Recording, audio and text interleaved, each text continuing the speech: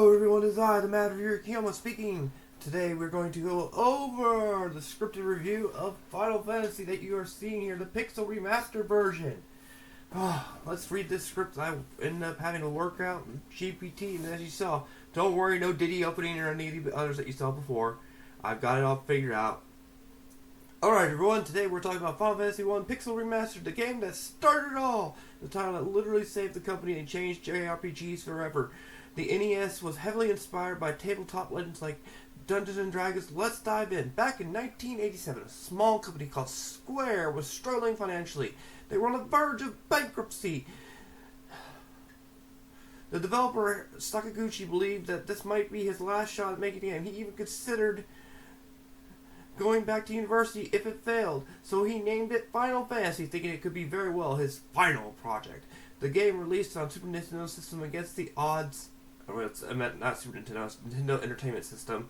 Against the odds, it became the massive success in Japan. The success didn't just stop with lights on. It launched one of the most iconic JRPG franchises of our time. Fast forward today, Final Fantasy 1 Pixel Remastered modern re-release that brings back classic into the new era, preserving its roots. And before we break down the pros and cons of Pixel Remastered, let's talk about why the original was such a great game changer.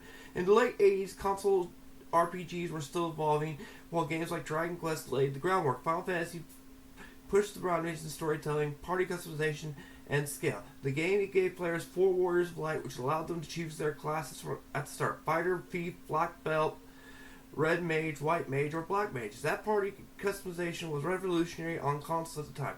It inspired Dungeons and Dragons was clear. The class system, spell slots instead of MP, elemental weakness, monsters like mind flayers and beholders, even the medieval fantasy tone was all mirrored the classic tabletop RPG design. You could even feel this was the console game trying to capture the depth of pen and paper adventure.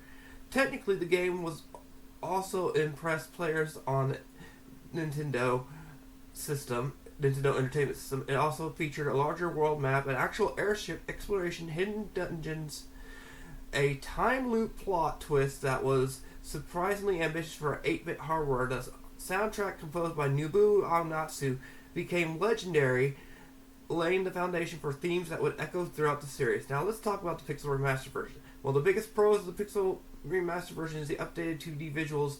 The sprites are cleaner, the environments are more detailed, the UI is modernized while still respecting the original aesthetic.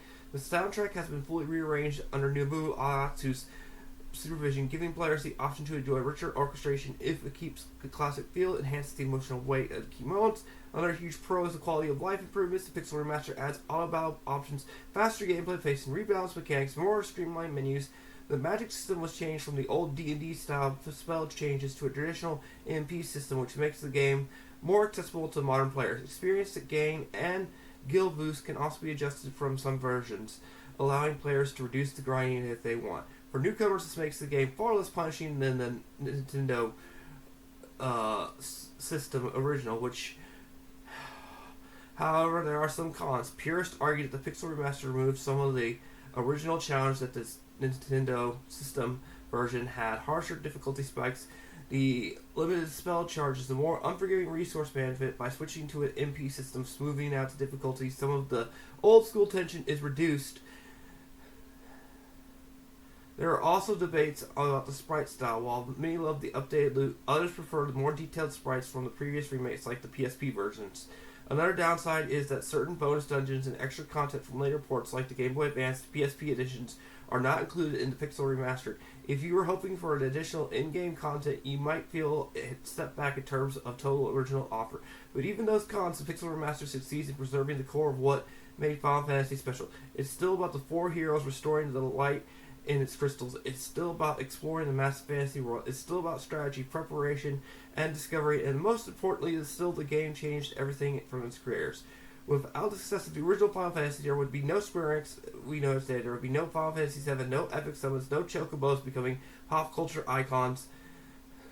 The game turned its struggling studio into an RPG powerhouse, helped solidify JRPGs as a dominant force worldwide. In the end, Final Fantasy 1 Pixel Remastered is both a tribute and modernization. It may not be perfectly replicate the raw challenge of the Nintendo system original, but it makes the classic more accessible than ever. Whether you're a longtime fan revisiting where it began, or a newcomer curious about the gaming history version that kept its spirit alive, that's the legacy of Final Fantasy 1. The game that almost was the last fantasy, but instead became the beginning of one of gaming's greatest success stories.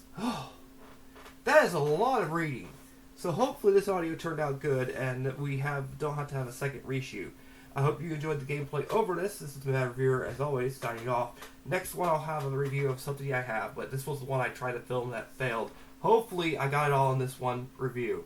I'll see you all in the next review. Later!